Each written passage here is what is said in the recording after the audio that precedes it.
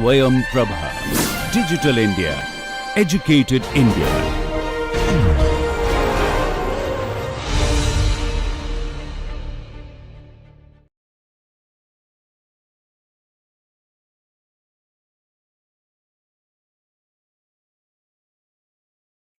Okay, so let's start a discussion related to lecture number 3 of ESC 201. And the topic for discussion today is tools for circuit analysis. And we'll continue with this topic for the next 2 to 3 more lectures. So this is the diagram that we had about how electronics can be used to solve problems. And we said that once you pick up a signal from a sensor, typically it's an analog signal, and therefore you have an analog signal processing block. And because processing is easier in the digital domain, so we convert the analog signal into a digital signal using an A to D converter. After doing all the processing, and some of them may be mediated by a software, we convert the digital signal back to an analog. And we may further amplify and filter and do other things with the analog signal, and then pass it on to the environment via an actuator, which converts it into a energy form which may be of interest to us. And so the typical blocks of a electronic system are these analog signal processing block, or a digital signal processing block, or the data converters that you see over here. And we said that we would learn how electronics is used to solve problems by learning how to design and how to analyze and design a analog signal processing block or a digital signal processing block, right? So that's what our goal is, to learn how electronics works by analyzing and designing analog and digital circuits. Now, like every discipline has its own set of unique tools. And these tools are necessary in order to work in that particular discipline. Similarly, if we are interested in circuits, we need to equip ourselves for tools that can be used for analyzing circuits and for designing circuits, right? So that's the theme of our next few lectures. And a good mastery over these particular tools would be beneficial for us as we go forward with our discussion. Right. So if we look at a circuit is nothing but a connection of different circuit elements. In this case, a common emitter amplifier is shown over here, a particular kind of common emitter amplifier, and you see several components. Of course, you see a battery and you see a signal source. Along with that, you see all these resistors that are there, and you see capacitors that are there. You see a diode over here and transistor, and an inductor also. So you see all these elements that are there here. And in order to analyze these circuits and build these circuits, it's obvious that we need to understand each one of those elements. We need to understand, of course, how a resistor works, how a capacitor works, how an inductor works. And these are things that you're already familiar with, but we need to build further our understanding of how diodes work and how transistors work, and use that to analyze and design these particular circuits here, right? So we start a discussion first with, obviously in a circuit we are applying voltages and there are currents flowing in it. So we start our discussion with some very, very simple things that you're already well familiar with, so we'll go over it pretty fast. So the first thing is, of course, electrical current. We know that current is results from flow of charge.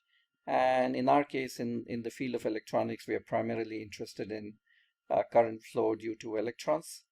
And so the current is rate of change of charge with respect to time. If I take a particular cross section and I look at how much charge passes that particular cross-sectional area in a particular unit of time, I get the value of current, right? So charge of an electron is, we know, 1.6 into 10 to the minus 19. We assign it as a negative charge.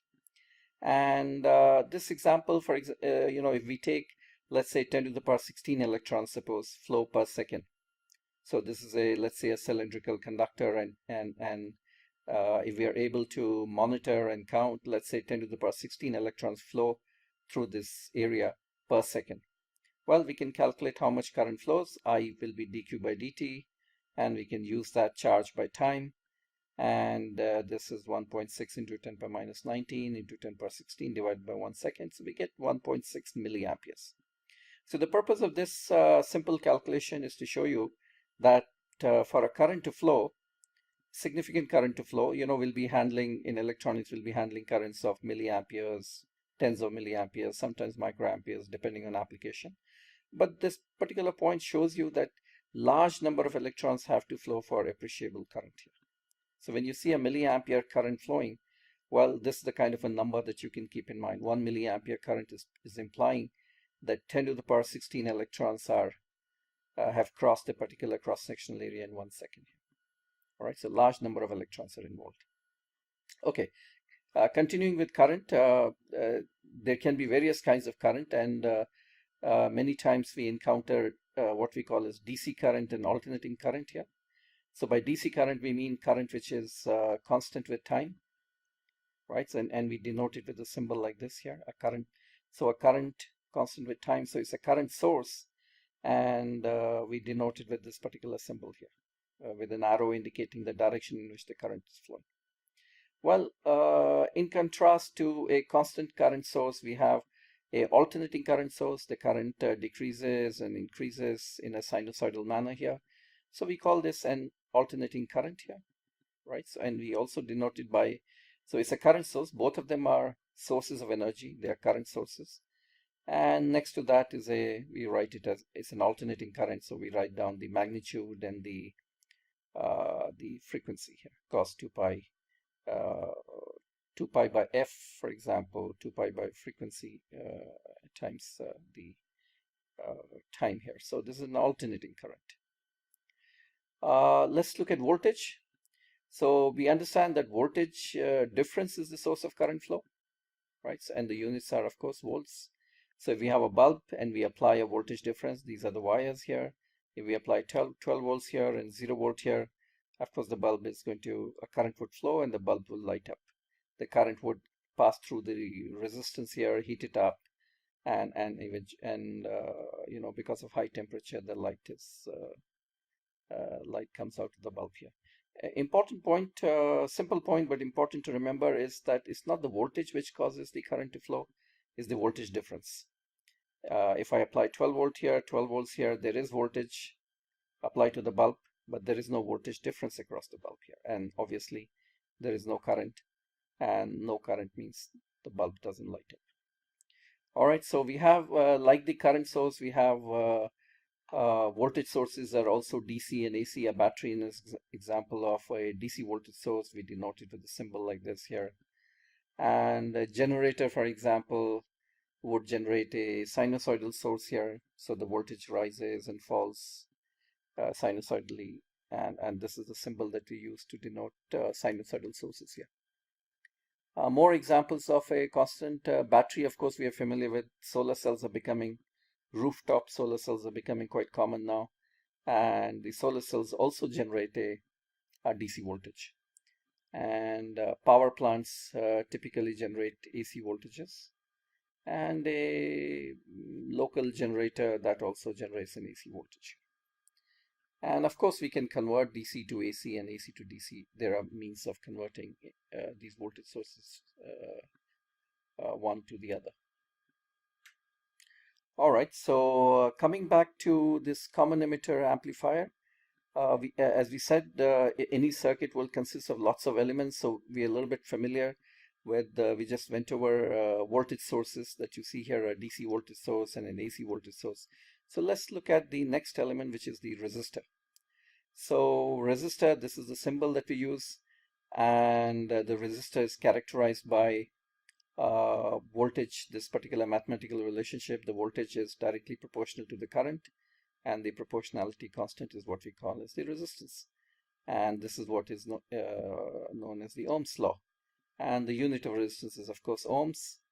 And so we have kilo ohms, and we have resistors are available in wide array of magnitude. We can have a resistor which is like, let's say, 1/10 of an ohm up to giga ohms, right? So we have kilo ohms, mega ohms, and giga ohms, and we have resistors of all kinds of magnitude available to us.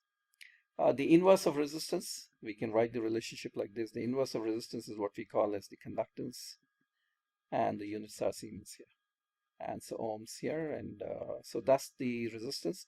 Note an interesting thing about a resistance is that according to this relationship, the voltage across a current depends only on the instantaneous value of the current flowing through it. It doesn't depend on the, let's say, the past value of the current. Whatever is the present value of the current, that determines the present value of voltage, meaning the resistor does not have a memory. Of course, that's an ideal situation. Think about it. Do you think that this relationship is exactly true for a resistor, or things may be a little different? Think about it. All right, so resistance, as I said, you can obtain resistances of various magnitudes here, and we know that if we have a conductor like this, we have an element like this, and resistance can be written as resistivity multiplied by the other part is the dimensions, length divided by area. So resistivity depends on the material that is used for making the resistor, and these are the dimensions of the resistor here. And of course, you can vary the resistance by varying the length and the area, but also the resistivity if you look at materials, resistivity varies a lot.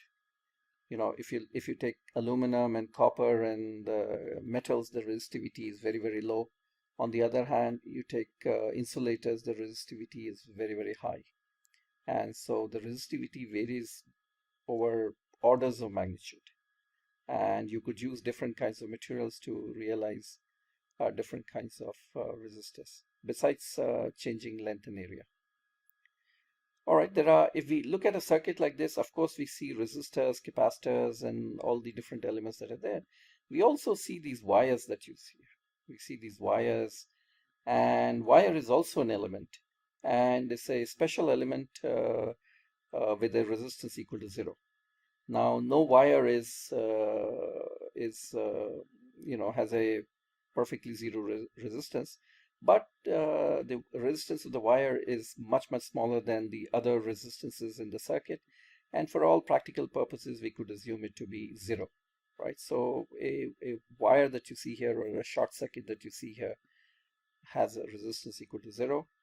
And also, you may encounter in the circuits a open pair of terminals here, and which means that between these two pair of terminals, resistance equal to infinite. So these are two special cases, 0 and infinite. And as I've been saying, you can have a range of resistors starting from 0 to almost like infinity. You can have resistors spanning this entire range that is there here. All right, so even if an element doesn't have a linear current voltage characteristics, we can model it as a resistance over a certain voltage range. Take this, I've mentioned a transistor called MOSFET. So this MOSFET, of course, is a 3-terminal device. MOSFETs have another terminal, but we'll come to that later on. So we have shown here 3 terminals that are here. And if we look at the relationship between this current here and this voltage here, IDS versus VDS, while you fix the VGS to a certain value, let's say I apply something like 3 volts here. So this is fixed. And then I look at the relationship between IDS and VDS. So the relationship looks like this here. So I plot, this is the current along the y-axis, and this is the voltage along x-axis here. And look at the relationship here between IDS and VDS. So obviously it's not a resistor. But if we draw a line here, we can see that this particular line, the relationship between, this is a straight line. And so we see that starting from 0 volts to up to maybe 0.3 or 0.4 volts here, the relationship is linear. So in this range, even though it's a MOSFET, it's a transistor, but in this range, we could think of that the MOSFET between these two terminals behaves as a resistor. We could think of it like a resistor. So the point that I'm trying to make is that even when you have an element which is not a resistor, over a certain voltage range, you could think of it like a resistor, right? So between these two terminals, we could say MOSFET is acting like a resistor here. If we look at this side here, look at this part. Remember, this is the current and this is the voltage. So if we look at this part, let's say this particular one, we find current is constant. There's a constant current flowing between the two terminals here. And so in this range, we could model the MOSFET as a current source. So the same element that you see over here, over a certain voltage range, you could think of it like a resistor. Over another voltage range, you could think of it like a current source here.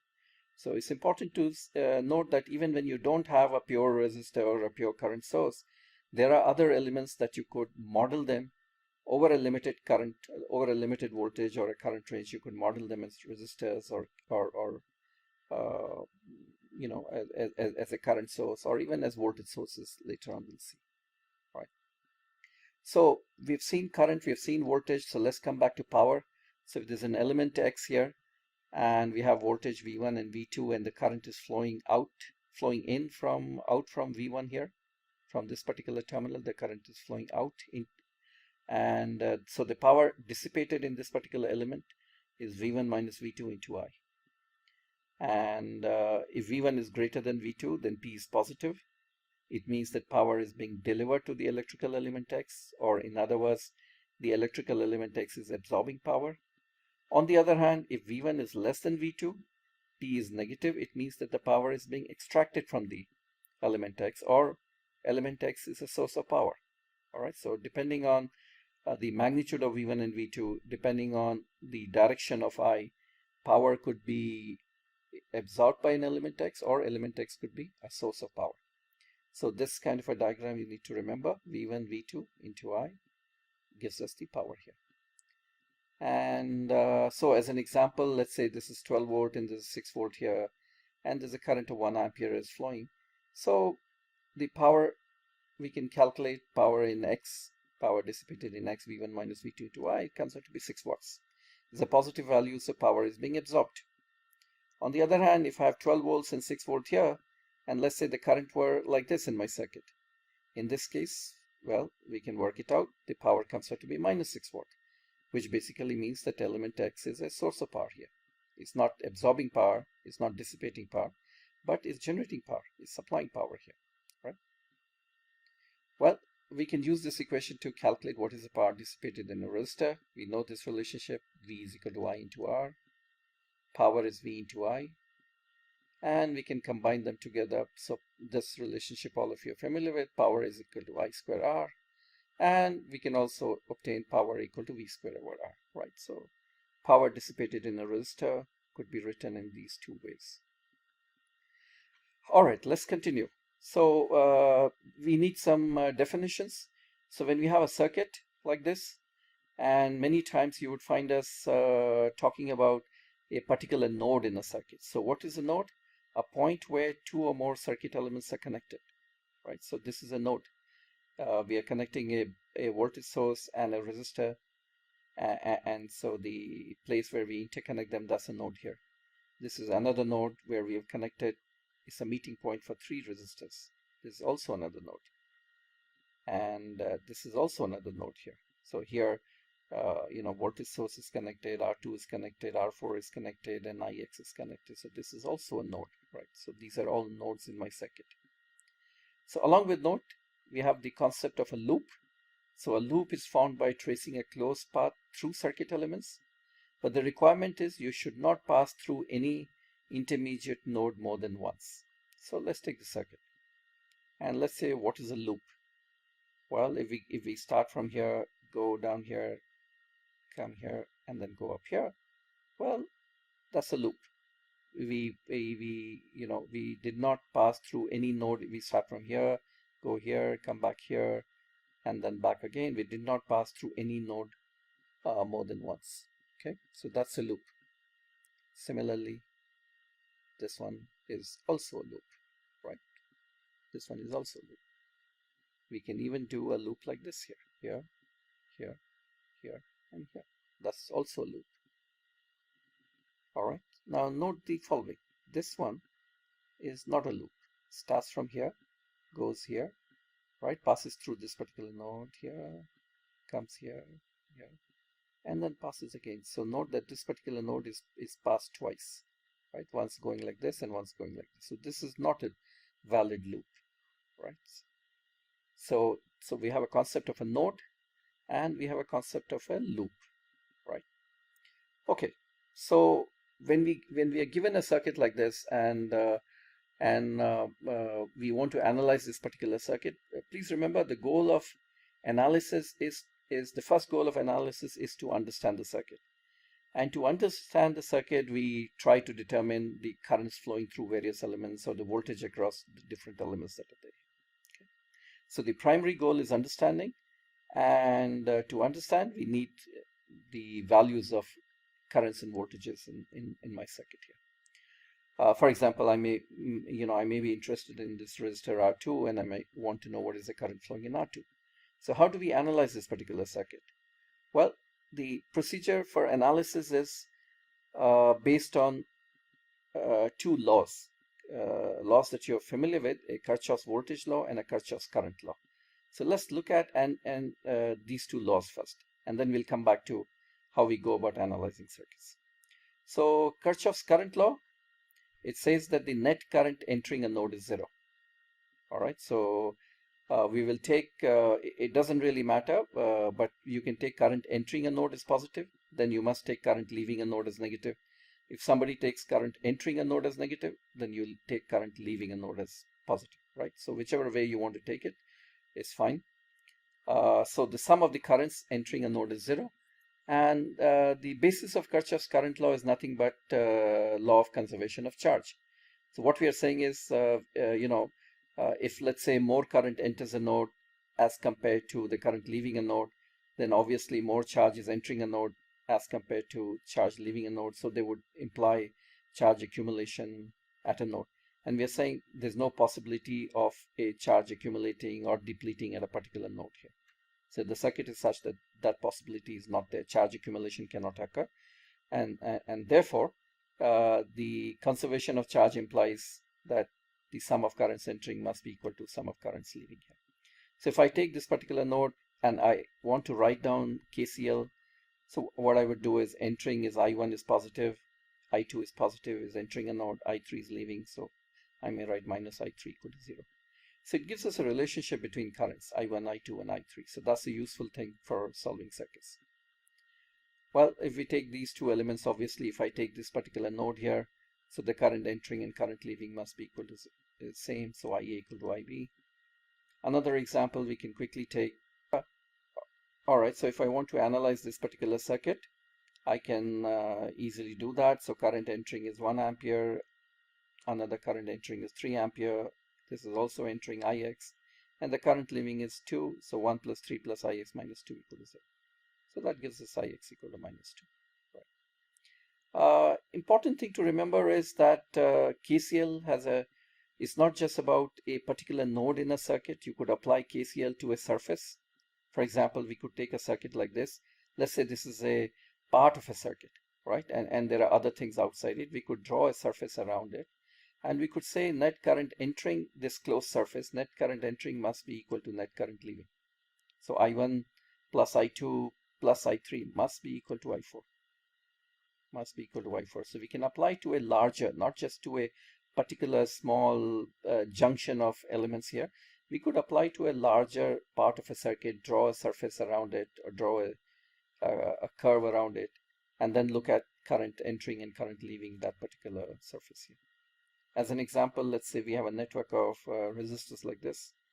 And let's say current leaving this particular node is 2 amperes, current entering is 5 amperes, and we are interested in knowing what is the current leaving here, right? So we could draw a surface like this here and apply KCL to this particular one. So so this would be minus 2 amperes, this would be plus 5 amperes, this would be equal to minus I equal to 0. So that would give us what is the current flowing here, right? So we could apply it to not just to a junction of elements, but you could apply to a bigger part of a circuit, right? By drawing a surface and then looking at currents entering and leaving.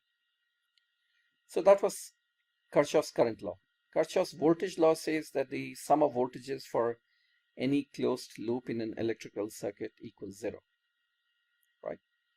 So if I take, let's say, a circuit consisting of these elements A, B, C, D, E here, these elements could be anything, could be transistors, could be diodes or resistors, or could be anything, right? And let's say we denote the voltages across each one of them as in this manner here, minus plus VA. Note that you could also put plus here and minus here and write it as VA, right? You could do it either way. So you adopt a convention, minus here, plus here, VA, plus minus VB, and like that, describe the voltages across all the elements in this particular manner. KVL, if I apply, well, so let's take this particular loop here. So KVL is being applied to a loop. And so let's go through the loop here. And what it says is that you start adding up voltage drops in this particular loop, and the sum of them will be equal to 0 here, right? So when we go from minus to plus, we put it as minus VA here. It's a voltage gain, so voltage here, and voltage gain is we are denoting as minus, and voltage drop is we are denoting as plus. You could do either way, right? So this is voltage gain here, VA, our loss in voltage, a drop in voltage, VB, positive, and then another drop, VC here, and the sum of all of them must be equal to 0 according to Kirchhoff's voltage law. Okay. Well, you know, we had done a loop like this. You could, of course, reverse the direction of the loop also. You could go like this here. That doesn't matter. So we start from here. We go from minus to positive. So we get minus VC. We gain a voltage. Minus to positive here. We gain a voltage here. Minus VB. And then there's a drop here. So we put plus VA. And obviously the two equations are the same. So it doesn't really matter in which direction you go. You could start from A, B, C and come back to A. You could start from B and go from B, C, A and back to B. Or you could start from C, B, A and back to C. So either way you could start from anywhere but wherever you start you must come back to that particular place. So it's a loop, right? It's only in a loop that you have the sum of voltage drops equal to 0 here. Right, so for example, we can apply here, we could apply to a loop like this. So we just said minus VA plus VB plus VC equal to 0 here. We could apply to a loop like this here. So if we go from minus to plus, minus VC, minus to plus here, minus VD, plus to minus here, plus V equal to 0. We could even take this bigger loop here, starting like this here. Loop 3, so you start from here, let's say minus VE and plus VD, minus VB and plus VA, and then of course you're back here, right? So equal to 0 here. So that's Kirchhoff's voltage law, that the sum of voltage drops in a loop equal to 0. And just like KCL represented law of conservation of charge, KVL represents basically conservation of energy. All of you know that if I have a charge and it goes from a voltage V1, it starts from voltage V1 and it arrives at a place where the voltage is V2, there is a loss in energy which is equal to Q into V1 minus VT. That's V1 minus V2. That's the definition of voltage here, right? So Q into V, all of you may recall, is potential energy. So when you go from V1 to V2, the charge loses in energy Q into V1 minus V2. And obviously, current is nothing but flow of charge. So as you go from V1 to V2, there is a, when a current flows from V1 to V2, there's a loss in energy if V1 is greater than V2. So we said loop 1 minus VA plus VB plus VC equal to 0. So what we have, minus VA, we said as you go from minus to plus here, you're gaining energy. Then when you go from plus to minus, there's a energy lost here, and the energy gained must be equal to energy lost, and so that's nothing but law of conservation of energy. So KCL represents law of conservation of KVL represents law of conservation of energy, and KCL represents law of conservation of charge, right? So these are two basic laws in physics, and we have written them in the context of electrical form of energy in terms of voltages and currents.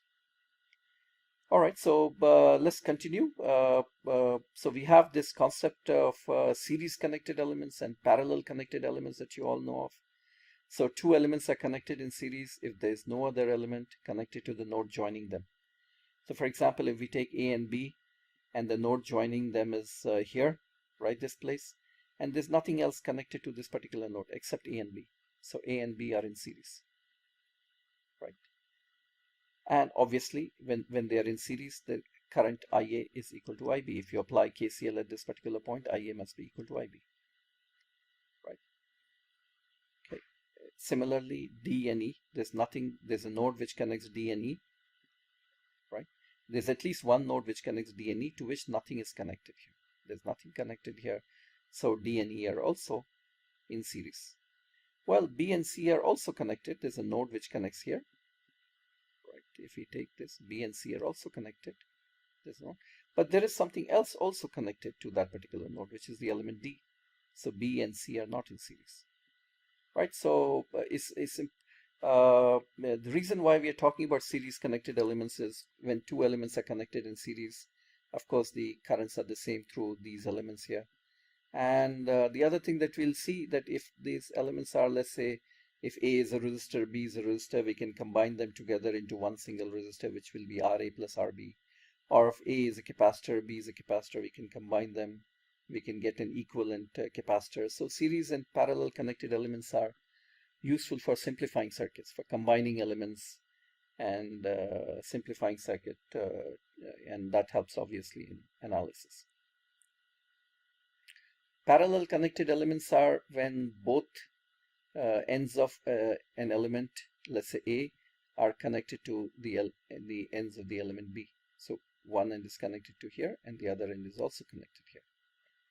So A and B are in parallel, and we can also see D and E are in parallel, and it's obvious that when both ends are connected together here, this end is connected and this end is connected, that the voltage drops across both A and B are the same. So parallel connected elements have the same voltage drop. Series connected elements have the same current flowing through them. Parallel have the same voltage drop. Okay. So VA equal to VB, VD equal to E. So these are things that you're already familiar with. That's why we are going over it fairly quickly. Now, although the concept is very simple, series and parallel connected elements. So when I show a circuit like this, sometimes it's not so obvious which elements are connected in series and which are not connected in parallel here. And sometimes, you need to redraw the circuit. For example, in this case, if we redraw the circuit here, then it becomes obvious that this 20 ohm resistor and this 20 ohm resistor are in parallel, right? And this is often true of many problems that we encounter in engineering. When you look at a problem, some things are not obvious, but there may be a different way of visualizing it, and once you visualize it in a certain way, many of the things become easier to grasp, and you could see techniques or approaches for solving a problem. So visualization is a very important part in engineering. Depending on how you draw and how you perceive it, problem may become complex or problem may become simple. So the same circuit that you see here, redrawn in this particular form, allows us to see which resistors are in parallel and which resistors are in series, in a much easier manner as compared to a circuit which is shown over here.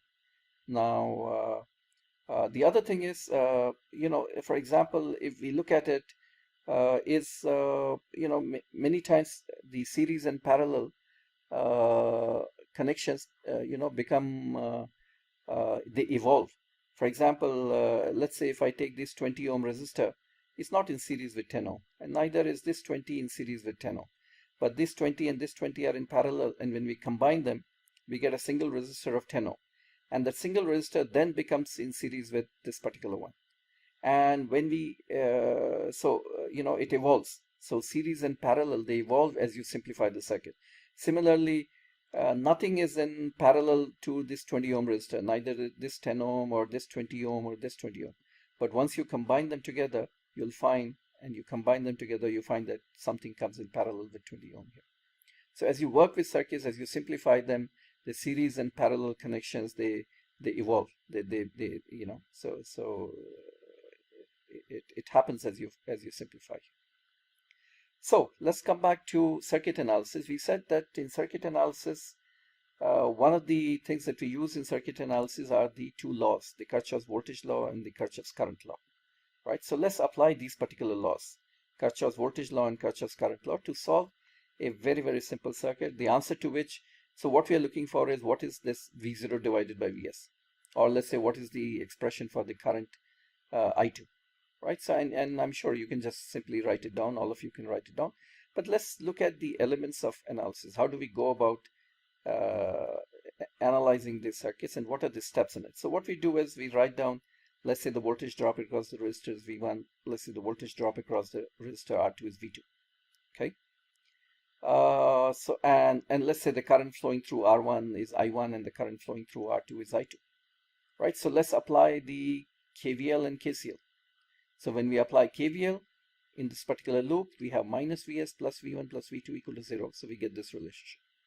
Vs must be equal to the voltage drop here and the voltage drop here. Vs equal to V1 plus V2. Next, we apply KCL. Well, if I apply KCL at this particular node, we get I1 minus I2 equal to 0. So I1 equal to I2 equal to I. So that's application of KVL and KCL. Now, KVL and KCL by themselves are not enough to solve the circuit. And so basically what we are doing in solving a circuit is, given a circuit, in general what we are doing is, given a circuit, we transform it into a set of equations, right? So the first step or the first major set of activities in analysis is taking a circuit and transforming it into a set of equations. Once you get the equations, it becomes more like a mathematical problem. You have to solve the equations to arrive at the answers that you're looking for. So KVL and KCL are being used to generate the equations, to generate the relationships, Vs equal to V1 plus V2, I1 equal to I2 plus I. But these are not enough. What we need is what we call as the model of an element here. So the other equations come from that there's a relationship between V1 and I1 defined by that resistor R. So that's a mathematical model of resistor R. Similarly, there's a relationship between V2 and I2. That's the mathematical model of a resistor R2. So we use these relationships, V1 equal to I1 into R1, V2 equal to I2 into R2. So now what we have done is we have applied KVL and KCL, and we have written down the mathematical model of each element in the circuit, right? So we've written that out. Now we can combine them together to generate the set of equations here. And so all the mathematical equations are here now. So what we need to do is now we need to solve it. So we can combine them. So Vs equal to, let's say I1 equal to I2 equal to I. So we can write down Vs equal to I into R1 plus R2. So we've taken this equation, plus this equation and substituted here.